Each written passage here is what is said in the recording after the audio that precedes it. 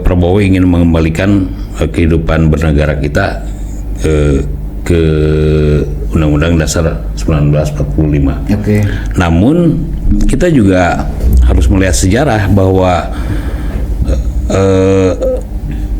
rezim sebelumnya, Orde Lama dan Orde Baru, kemudian dikoreksi oleh anak muda dan mahasiswa pada tahun 98 dengan reformasi.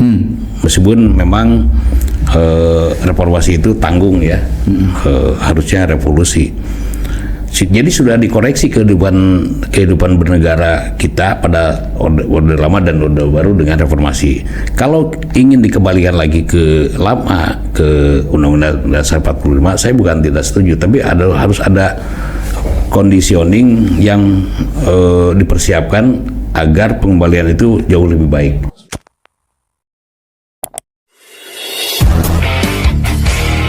Bertemu lagi di podcast apakabar.news. Kali ini kita akan berbincang dengan pengamat politik, pemerhati politik, Kang Apip Udin. Apa yang kita obrolkan ini mudah-mudahan menjadi pemikiran kita bersama, karena ini sangat menarik dan menurut saya sih cukup fundamental ya. Gini Kang Apip, Ya. beberapa waktu lalu dalam beberapa kesempatan lah ya, kita melihat dua kesempatan berbeda ya. Prabowo Subianto sebagai pemenang ya, pemenang Pilpres yang ditetapkan oleh KPU kemarin dan sekarang sedang dalam sengketa di MK ya prosesnya. Ini ada pernyataan yang menurut saya sih sangat menarik ya dan sangat fundamental, yaitu tentang demokrasi. Nah, Prabowo menyatakan di dua kesempatan itu, satu di forum investasi internasional, kemudian di acara buka bersama dengan Golkar, dia menyatakan seperti ini, kurang lebih ya, bahwa demokrasi kita itu sangat melelahkan. Terus demokrasi itu mahal. Demokrasi itu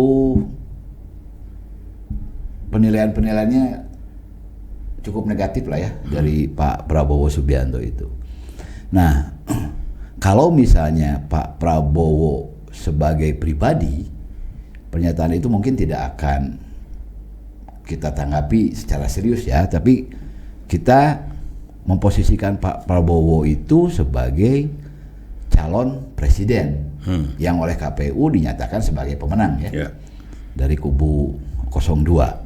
Nah, kalau misalnya pernyataan ini arahnya ke arah perbaikan, ya kita tentunya sangat bersyukur ya, bahwa Prabowo melihat berdasarkan pengalaman beliau mungkin berkali-kali ikut kontestasi Pilpres, nah, sehingga dia punya pengalaman yang disampaikan seperti itu.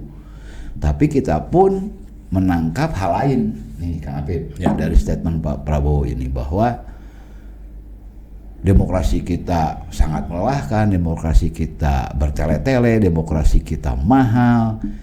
Ini jangan-jangan dalam benak Pak Prabowo ini kan ada upaya-upaya perbaikan, atau jangan-jangan ada opsi lain untuk mengembalikan sistem bernegara kita ke sistem sebelumnya, sebelum era demokrasi.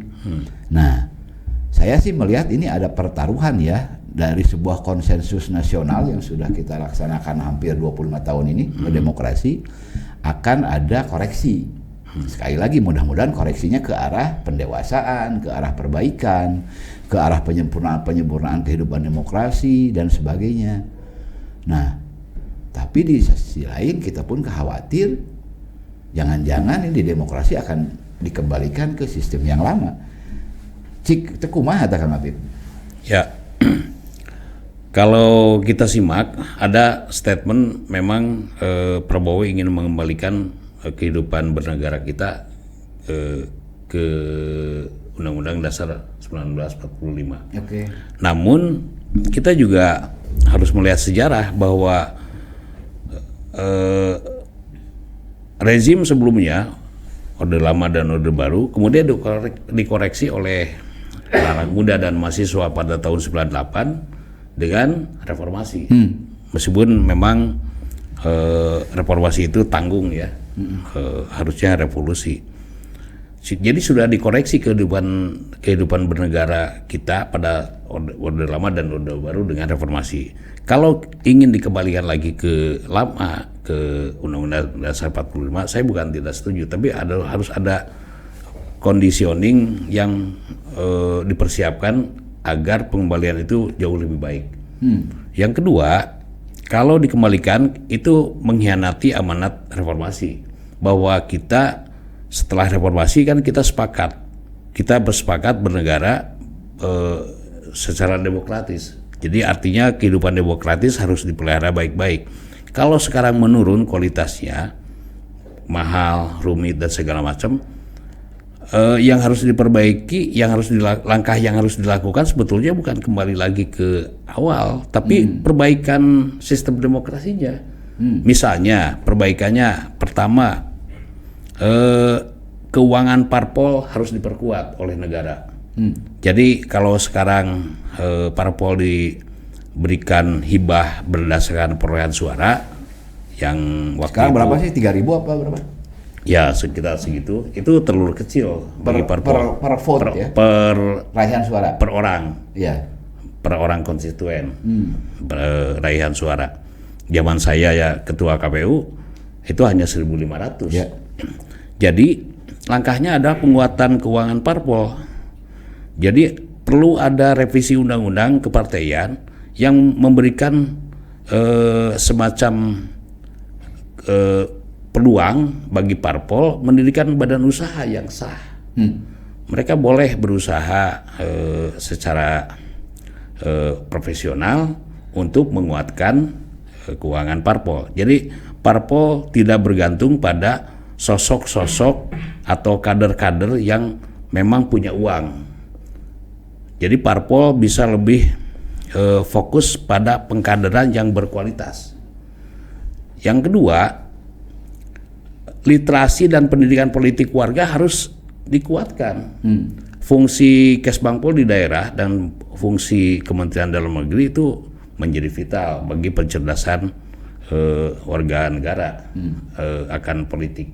Bahwa literasi masyarakat dinaikkan agar mereka paham bahwa memilih itu harus dasarnya rasional bukan emosional. Nah, kenapa emosional? Karena ya memang masyarakat masih buta politik sebagian besar, dan sebagian besar masih tingkat kebutuhan ekonominya tinggi. Jadi sementara pendidikannya masih rendah. Mereka mengharapkan transaksi rupiah pada saat pencoblosan. Itu yang membuat mahal para caleg dan parpol untuk meraih suara. Kalau seandainya literasi dinaikkan, kemudian itu yang pertama, yang kedua meningkatkan taraf hidup masyarakat. Tugas negara adalah mencerdaskan kehidupan bangsa dan mensejahterakan masyarakat. Kalau kesejahteraan masyarakat, urusan perut selesai, urusan kebutuhan dasar selesai, mereka bisa memilih lebih rasional. Saya rasa kalau mereka cerdas, kemudian kebutuhannya sudah terpenuhi, pasti mereka akan memilih yang betul-betul menjadi kader terbaik dari setiap parpol. Setiap sosok yang akan maju dalam kontestasi pemilu itu dinilai objektif, tidak berdasarkan kebutuhan dasar masyarakat yang memilih, sehingga mereka mengharapkan serangan fajar dan bansos. Yang kedua, pilihannya rasional, tidak berdasarkan emosional. Nah, tugas negara adalah bagaimana memperbaiki demokrasi lebih substansial arahnya, bukan lebih prosedural. Jadi kalau dianggap rumit, bertele-tele, mahal, itu saya mandangnya dari sisi yang lain. Bukan akhirnya ujungnya kita kembali ke yang lama gitu. Justru persoalan-persoalan itu harus diperbaiki. Oke. Ini Kang, karena yang menyatakan hal itu adalah sosok Prabowo Subianto yang sekarang ini sebagai calon presiden pemenang pemilu, ya kita asumsikan saja ya, asumsikan ini ya, nanti misalnya menjadi presiden terpilih, tentunya apa yang disampaikan ini menjadi sebuah dasar dari kebijakan yang akan diambil.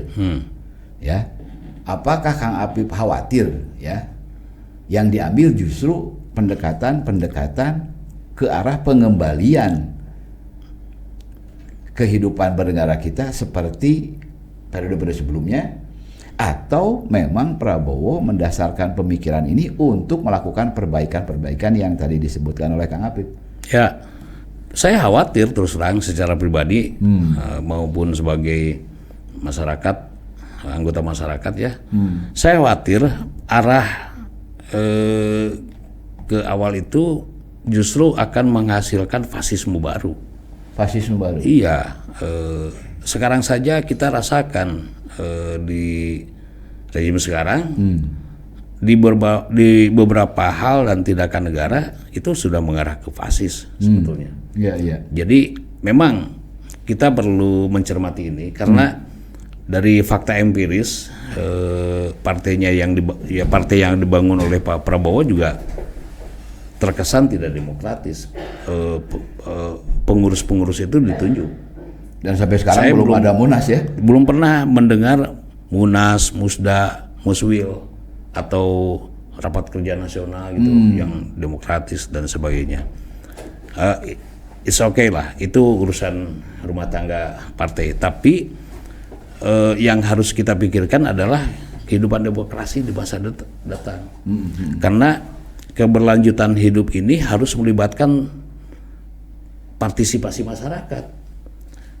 Memang tugasnya kita berat karena memang tingkat pendidikan masyarakat masih rendah. Jadi kalau statement RK mengatakan bahwa pemilih masih 80% pendidikannya rendah, itu harusnya menjadi tantangan pemerintah. Bukan malah dipelihara sebagai lumbung suara nanti. Iya, janganlah. Ke depan praktek-praktek itu harus dibatasi dan dikurangi.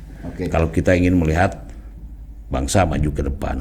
Nah, Kang Apip, apakah kekhawatiran Kang Apip itu juga salah satunya didasari oleh latar belakang dari Pak Prabowo Subianto sendiri, yang memang dari awal dia tidak pernah menjadi seorang aktivis, bahkan dia termasuk dari keluarga yang mapan.